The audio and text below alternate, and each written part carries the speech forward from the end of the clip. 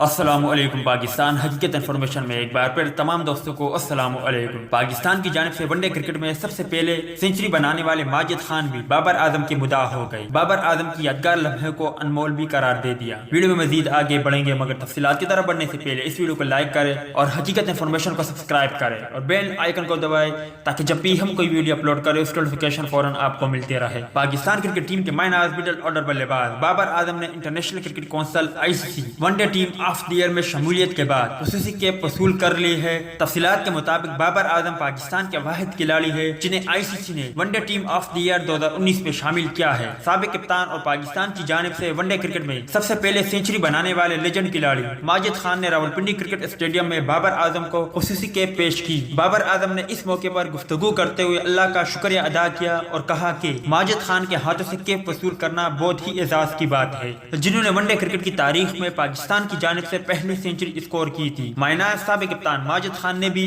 بابر اعظم کی تعریف کی اور کہا کہ وہ بہت ہی زبردست اور متوازن کھلاڑی ہے جن میں رنز بنانے کی بھوک ہے۔ دوست یہ تھی ماجد خان اور بابر اعظم کے حوالے سے کچھ اپڈیٹ، امید کرتا ہوں آپ کو پسند آئی ہوگی۔ اس اپڈیٹ کے متعلق اپنی رائے کا اظہار کمنٹس باکس میں ضرور دیں۔